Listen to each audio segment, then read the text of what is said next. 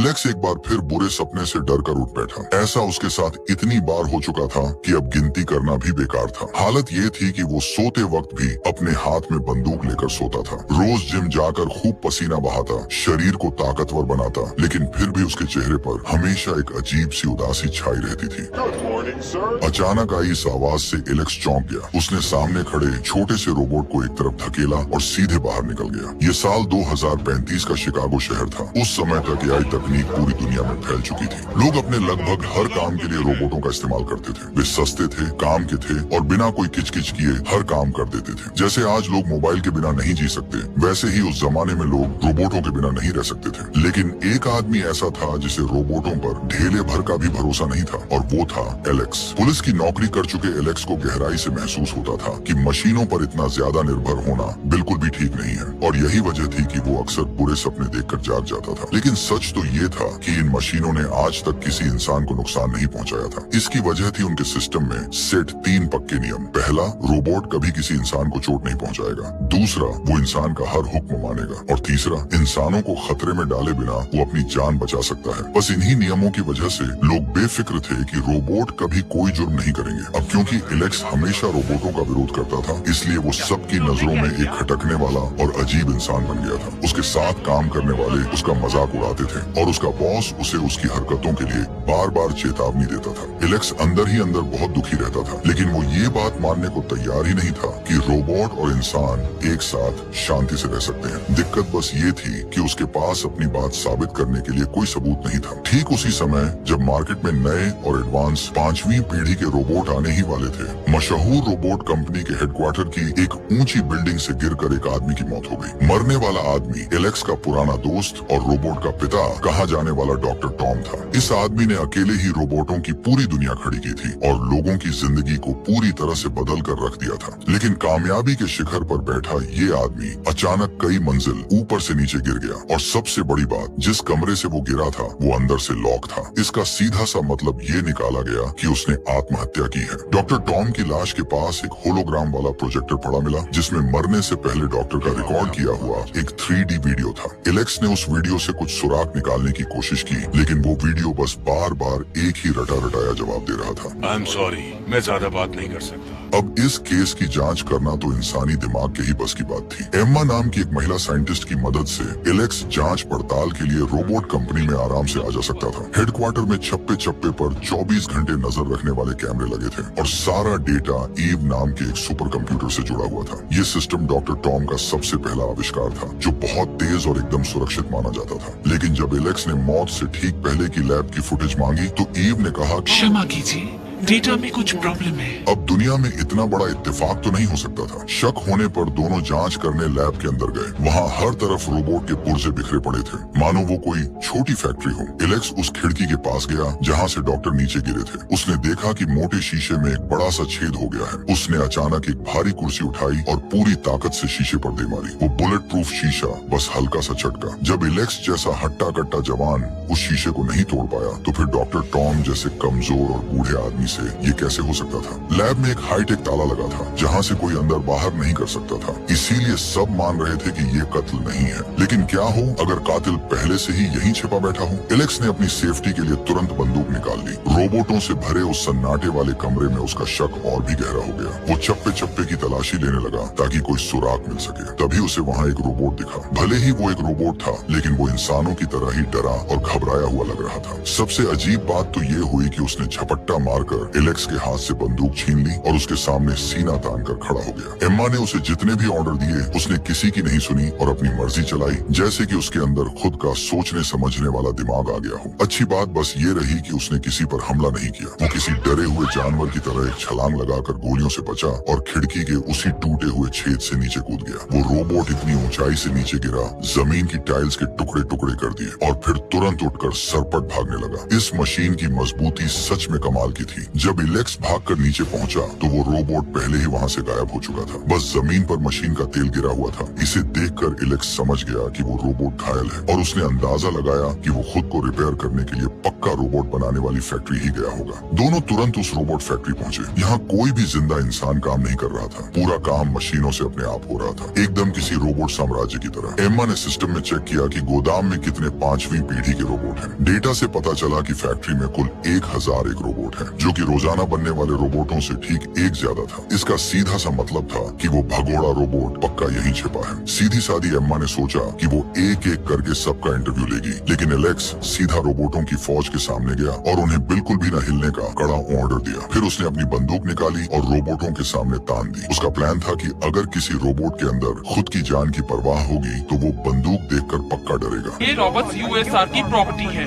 नहीं, ये ऐसा बोलकर उसने ट्रिगर दबा दिया। धड़ाधड़ 3 रोबोटों के सिर में गोली मार दी, लेकिन रोबोटों की सेना फिर भी हिली तक नहीं। वो चुपचाप खड़े रहे। जब एलेक्स अगले रोबोट की तरफ बढ़ा और बंदूक तानी तो जैसे ही उसने ट्रिगर दबाने की कोशिश की, दूर खड़ा एक रोबोट थोड़ा सा हिला और फिर घबरा कर भागने लगा। खतरे को देखकर इस मशीन का डरना बिल्कुल इंसानों जैसा था। एलेक्स ने 1 सेकंड की भी देरी नहीं की और उसके पीछे भागने लगा, लेकिन वो रोबोट बाकी रोबोटों की भीड़ में घुसकर छिप गया। सारे रोबोट बिल्कुल एक जैसे दिख रहे थे। देखकर किसी का भी दिमाग चकरा जाए। एलेक्स अब बस ध्यान से उसे ढूंढ सकता था और किसी भी अचानक होने वाले हमले से खुद को बचा सकता था। तभी वो लोहे का रोबोट अचानक सामने से आया। उसने हवा में ही एलेक्स की बंदूक पकड़ी और दूर फेंक दी। फिर उसने आगे की तरफ एक जोरदार छलांग लगा दी। आसपास खड़े रोबोटों ने तुरंत उसे रास्ता दे दिया। उस छोटे रोबोट ने जबरदस्त जंप मारी, उछला, गोल घूमा और भीड़ से बाहर निकल गया। अपना बायां हाथ डालकर दरवाजा खोला और बाहर निकल गया। बाहर पुलिस पहले से ही घेरा डाले खड़ी थी। उसने छलांग लगाकर खुद को गोलियों की बौछार से बचाया और दीवारों पर छिपकली की तरह चढ़कर भागने लगा। वो चाहे कितना भी फुर्तीला क्यों न हो, पुलिस के बिछाए इतने बड़े जाल से नहीं बच सका। इंटेरोगेशन रूम यानी पूछताछ वाले कमरे में एलेक्स के तीखे सवालों के सामने उसने साफ मना कर दिया कि उसने डॉक्टर टॉम को मारा है। जब एलेक्स ने उस पर ज्यादा दबाव डाला तो वो छोटा रोबोट सच में भड़क गया। उसने अपने दोनों मुक्कों से टेबल पर इतनी जोर से मारा कि टेबल में गड्ढा हो गया। गुस्से में वो खुद को बिल्कुल कंट्रोल नहीं कर पाया। शायद उसे खुद भी नहीं पता था कि उसका ये गुस्सा बिल्कुल इंसानों जैसा है। उसने अपना नाम मैक्स बताया और कहा कि उसे बनाने वाले डॉक्टर टॉम उसके पिता थे। उसने बताया कि उसके पिता ने उसे इंसानों वाले जज्बात सिखाए हैं और सपने देखने की ताकत भी दी है। डॉक्टर की मौत की बात सुनते ही उसके चेहरे पर प्यार और गहरी उदासी साफ झलकने लगी। उसकी ये फीलिंग्स देखकर रिलैक्स भी सोचने पर मजबूर हो गया और उसे गौर से देखने लगा। तभी रोबोट कंपनी का बॉस वहाँ आ टपका और पूछताछ बीच में ही रोकनी पड़ी। वो शिकागो का एक बहुत बड़ा और अमीर आदमी था, इसलिए पुलिस स्टेशन में भी उसी की चलती थी। उसने कहा, अरे भाई, ये काम हमारे रोबोट ने नहीं किया है, आगे से हम ऐसे पचड़े में नहीं पड़ेंगे। ये कहकर वो मैक्स को अपने साथ ले गया, लेकिन एलेक्स तो सच का पता लगाने की जिद पकड़े बैठा था। वो रात के समय डॉक्टर टॉम के घर पहुंचा। वहाँ उसने देखा कि दरवाजे के बाहर घर तोड़ने वाला एक बड़ा सा डिमोलिशन रोबोट खड़ा है, जिसमें अगले दिन सुबह 8 बजे घर तोड़ने का टाइमर सेट था। अभी तो डॉक्टर को मरे हफ्ता भी नहीं हुआ था। ऐसा लग रहा था जैसे कोई सबूत मिटाने के लिए बहुत उतावला है। एलेक्स ने घर के अंदर बहुत तलाशी ली, लेकिन कुछ खास नहीं मिला। तभी बाहर खड़ा वो घर तोड़ने वाला रोबोट अचानक अपने आप चालू हो गया। उसने अपने भारी लोहे के पंजे से एलेक्स पर जोरदार हमला किया। एलेक्स तुरंत अलर्ट हुआ और किसी तरह जान बचाकर वहाँ से भागा। 1 सेकंड की भी देरी उसे मौत के घाट उतार सकती थी। बाल बाल बचने के बाद एलेक्स उस खतरनाक मशीन को देखकर अंदर तक कांप गया। जब कोई सुराग नहीं मिला तो वो एम्मा के पास गया और उसे सारी कहानी बताई, लेकिन एम्मा जो खुद रोबोट बनाती थी, उसने एलेक्स की इस थ्योरी को मानने से साफ इनकार कर दिया। उसका कहना था कि एलेक्स ने घर तोड़ने का टाइम गलत सुना होगा और ये सब सिर्फ उसके दिमाग का वहम है, क्योंकि वो रोबोटों से नफरत करता है। एम्मा को रोबोटों के नियमों पर आंख बंद करके भरोसा करते देख एलेक्स को बहुत गुस्सा आया। वो अपने ऑफिस वापस गया और प्रेस कॉन्फ्रेंस में डॉक्टर के इंटरव्यू का वीडियो बार बार देखने लगा। वीडियो में डॉक्टर की एक लाइन ने उसका ध्यान खींचा। उसे याद आया कि मैक्स ने भी हूबहू यही बात कही थी। अब सच जानने का एक ही तरीका था कि वो रोबोट हेडक्वार्टर जाए और मैक्स से सब कुछ उगलवाए। लेकिन जब वो अपनी कार में आंखें बंद करके थोड़ा आराम कर रहा था, तभी पीछे से 2 बड़े बड़े ट्रक आए और उसे घेरने लगे। उन्होंने आगे पीछे से उस पर धावा बोल दिया। एलेक्स को शक हुआ तो उसने तुरंत कार को मैनुअल मोड पर डाल दिया। उसने देखा कि सामने वाले ट्रक का दरवाजा धीरे धीरे खुल रहा है और अंदर ढेर सारे 5वीं पीढ़ी के रोबोट भरे पड़े हैं। उनमें से एक रोबोट सबसे पहले बाहर कूदा और जमीन पर आते ही उसने कार पर जोरदार हमला कर दिया। एलेक्स ने भी जवाब में अपनी बंदूक निकाल ली। एक रोबोट को गिराया तो तुरंत और भी कई रोबोट कूद पड़े। वो सब एकदम खूंखार और जानलेवा हो गए थे। सैकड़ों रोबोट पागलों की तरह उसकी कार पर टूट पड़े थे, एकदम बारिश की तरह बरस रहे थे, गोलियों की तरह उछल रहे थे और चिंगारियों की तरह चमक रहे थे। हाई स्पीड टनल के अंदर ये खौफनाक और जबरदस्त रेस बन गई थी। रोबोटों की भीड़ के बीच से एलेक्स ने एक खाली जगह देखी और अपनी कार को ट्रक के आगे निकालने की कोशिश की। अपनी जान के प्यासे इतने सारे रोबोटों को देखकर उसने दांत पीसे और स्टीयरिंग व्हील को पूरी ताकत से घुमा दिया। कार लट्टू की तरह 360 डिग्री गोल गोल घूमने लगी, जिससे रोबोट हवा में उछल उछल कर दूर जा गिरे। फिर कार एक पतली सी सुरंग में घुस गई और वो ट्रक दीवार से टकराकर चकनाचूर हो गया। जिंदगी भर की कमाई से ली गई एलेक्स की लग्जरी कार किसी तरह जान बचाकर एक सेफ जगह पर पहुंच गई। एलेक्स बड़ी मुश्किल से कार से बाहर निकला। गनीमत थी कि उसे बस हल्की फुल्की चोटें आई थी, लेकिन किसने सोचा था कि पीछे से एक और रोबोट आ जाएगा जो अभी भी जिंदा था। उसने एलेक्स को पकड़ा और उठाकर 10 मीटर दूर पटक दिया। एलेक्स जमीन पर जा गिरा और वो रोबोट अपना टूटा हुआ शरीर घसीटते हुए उसकी तरफ बढ़ने लगा। एलेक्स फुर्ती से उठा, एक लोहे का पाइप उठाया और हमला कर दिया, लेकिन रोबोट ने जोर का धक्का दिया, जिससे एलेक्स लोहे के रैक के साथ जमीन पर धड़ाम से गिरा। वो छोटा रोबोट बड़ी फुर्ती से खंभे पर चढ़ा, हल्की सी छलांग लगाई, एलेक्स को पकड़ा और हवा में उल्टा लटकाकर गोल गोल घुमाते हुए जमीन पर पटक दिया। एलेक्स को एक हथियार मिला। उसने जोर जोर से कई बार किए। एक लात मारकर एलेक्स को दूर फेंक दिया, लेकिन एलेक्स का कुछ नहीं बिगड़ रहा था। रोबोट ने हथियार उठाया और अंधाधुंध वार करने लगा। एलेक्स ने बचने के लिए अपना हाथ आगे कर दिया। एलेक्स का मशीन जैसा हाथ देखकर वो रोबोट भी थोड़ा कंफ्यूज हो गया, लेकिन उसने फिर से लोहे से वार किया, जिसे एलेक्स ने रोक लिया। फिर एलेक्स ने एक ऐसा मुक्का मारा कि रोबोट हैरान रह गया। उसने अपनी पूरी ताकत लगाकर उसे एक और मुक्का मारा और फिर रोबोट जमीन पर गिर पड़ा। लेकिन तभी पुलिस की सायरन की आवाज आई, जिसे सुनते ही वो भागने लगा। उसने आग की लपटों में छलांग लगा दी और छलकर राख हो गया, जबकि एलेक्स वहाँ खड़ा खड़ा बस हैरान होता रहा। थोड़ी देर में पुलिस और उसके बॉस आ गए। बॉस ने उसे फिर से पंगे लेने के लिए खूब सुनाया। रोबोट ने अटैक किया था मेरी गाड़ी पर। लेकिन उसे बताया गया कि सुरंग में रोबोटों के होने का कोई नामो निशान नहीं मिला है। हमले के सारे सबूत बहुत चालाकी से मिटा दिए गए थे। बॉस ने एलेक्स का आईडी कार्ड छीन लिया और उसे किसी दिमाग के डॉक्टर से इलाज कराने को कहा। जब एलेक्स को कुछ समझ नहीं आ रहा था, तभी एम्मा खुद उसके पास आई। उसने बताया कि जब उसने मैक्स की बॉडी को चेक किया तो पता चला कि उसका बाहरी ढांचा बाकी रोबोटों से कहीं ज्यादा मजबूत है, और सबसे बड़ी बात, उसके अंदर एक सीक्रेट सिस्टम लगा है जो उसे रोबोटों के तीनों नियमों को तोड़ने की आजादी देता है। मतलब उसके अंदर अपनी खुद की एक स्वतंत्र आत्मा है। मैक्स के अंदर इंसानों वाला दिमाग है और एलेक्स के पास एक रोबोट जैसी बॉडी है। एम्मा मशीनों की एक्सपर्ट थी। उसने एक नजर में ही देख लिया कि एलेक्स का बायां हाथ, कंधे, पसलियां और यहाँ तक कि बायां फेफड़ा भी मशीन का बना है। एलेक्स ने बताया कि कुछ साल पहले एक कार एक्सीडेंट में वो और एक छोटी बच्ची पानी के अंदर डूब रहे थे। उस वक्त एक रोबोट उन्हें बचाने आया था। एलेक्स चिल्ला चिल्ला कर कह रहा था कि पहले बच्ची को बचाओ, लेकिन रोबोट ने अपने कंप्यूटर वाले दिमाग से कैलकुलेशन की ओर देखा कि एलेक्स के बचने के चांस ज्यादा हैं। इसलिए रोबोट ने एलेक्स का ऑर्डर नहीं माना और उसे बचा लिया। डॉक्टर टॉम की मदद से एलेक्स को मशीनी हाथ और फेफड़े लगाए गए, लेकिन वो छोटी बच्ची उसी ठंडे पानी में डूबकर मर गई। बस यही वजह है कि एलेक्स रोबोटों के इंसानों के साथ रहने से इतनी नफरत करता है। उसे लगता है कि मशीनें कभी भी इंसानों के इमोशंस और प्यार को नहीं समझ सकती। वो बस एक ठंडे और क्रूर मशीन की तरह काम करती हैं। लेकिन दुनिया में कुछ चीजें ऐसी होती हैं जिन्हें आप फायदे और नुकसान के तराजू पर नहीं तोल सकते। अब एलेक्स और एम्मा दोनों को एक दूसरे की बात समझ आ गई थी। दोनों तुरंत रोबोट हेडक्वार्टर पहुंचे। मैक्स जैसे पहले से ही उनका इंतजार कर रहा था। एलेक्स सीधा मुद्दे पर आया और मैक्स से उस सपने के बारे में पूछा। मैक्स ने एक पेन लिया और एक पेंटिंग बनाने लगा। उसने एक टूटा हुआ पुल बनाया जिसके नीचे हजारों रोबोट खड़े थे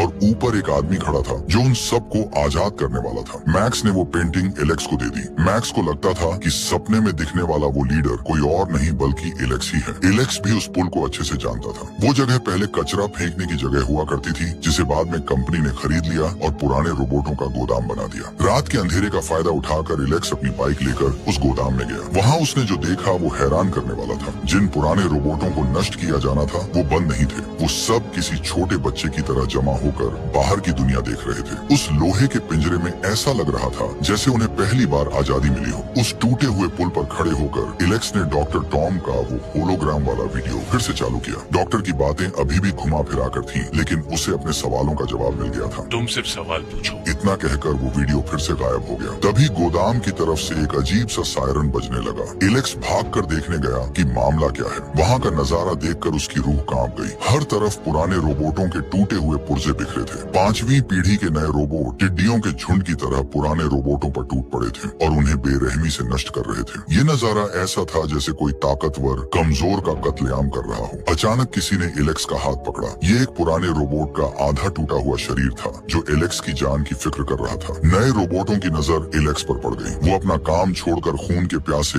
भेड़ियों की तरह एलेक्स पर झपटे। तभी पुराने रोबोटों ने देखा कि एक इंसान खतरे में है, तो वो अपनी जान की परवाह किए बिना अपनी कमजोर बॉडी के साथ उन क्रूर नए रोबोटों से भिड़ गए। एलेक्स को सही टाइम पर अपनी बाइक मिल गई और वो वहाँ से जान बचाकर भाग निकला। सड़कों पर हजारों नए 5वीं पीढ़ी के रोबोट उतर आए हैं। रोबोटों की आर्मी ने पुलिस स्टेशन पर कब्जा कर लिया और लोगों की सुरक्षा करने वाली पुलिस को हरा दिया। उन्होंने फोन और बिजली की सारी लाइनें भी काट दी। पूरे अंधेरे शहर में सिर्फ रोबोट कंपनी की बिल्डिंग जगमगा रही थी जो लोगों की बेबसी का मजाक उड़ा रही थी। लोगों का गुस्सा 7वें आसमान पर था। वो हथियार लेकर सड़कों पर उतर आए, लेकिन हार्ड मांस के इंसान उन लोहे की मशीनों का कैसे मुकाबला करते। कुछ ही सेकंड में इंसानों की भीड़ हार गई। जो इंसान कल तक खुद को दुनिया का मालिक समझते थे, उन्हें पता ही नहीं चला कि वो कब इन मशीनों के गुलाम बन गए। एलेक्स तुरंत एम्मा के घर पहुंचा और उसके घर के बागी रोबोटों को अपनी बंदूक से उड़ा दिया। फिर वो दोनों बाइक पर बैठकर इंसानों के सबसे बड़े सपने और सबसे भयानक बुरे सपने की जगह यानी रोबोट कंपनी के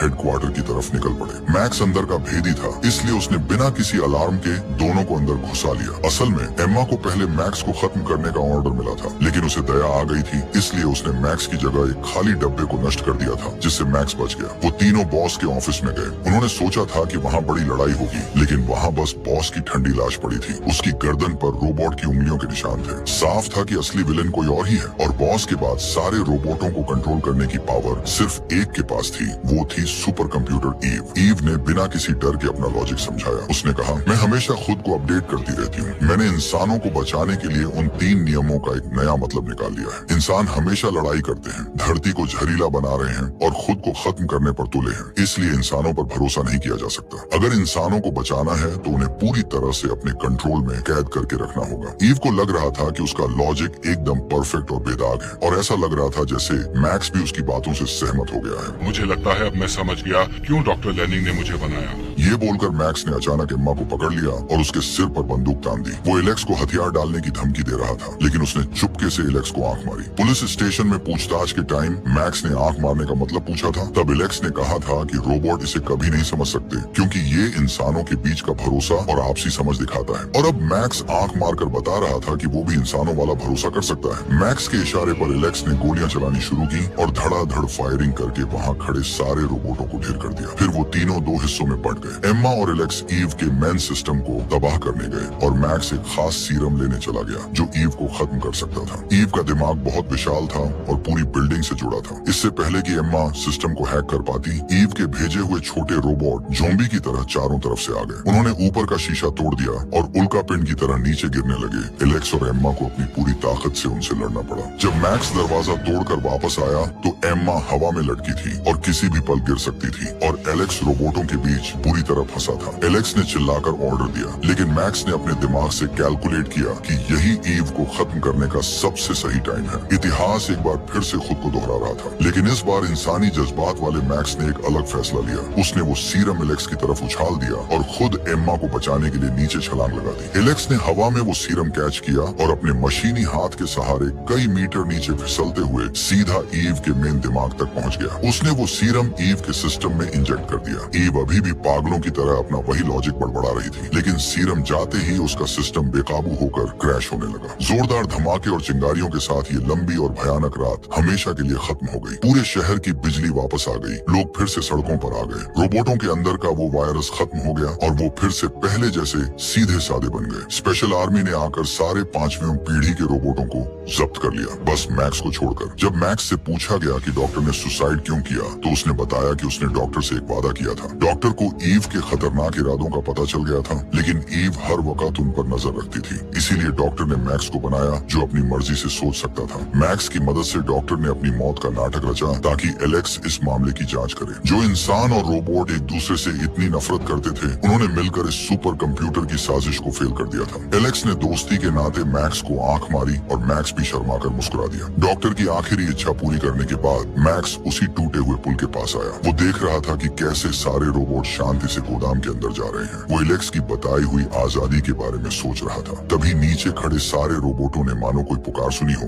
उन्होंने एक साथ अपना सिर उठाया और ऊपर खड़े उस व्यक्ति की ओर देखा। ये बिल्कुल वही नजारा था जो मैक्स ने अपने सपने में देखा था। वो मसीहा जो रोबोटों को आजाद कराने वाला था, वो कोई और नहीं बल्कि मैक्स खुद था। और भाई, इस वीडियो को बनाने में बहुत मेहनत लगी है, तो अगर आपको ये पसंद आया हो तो एक लाइक, शेयर और सब्सक्राइब जरूर कर देना।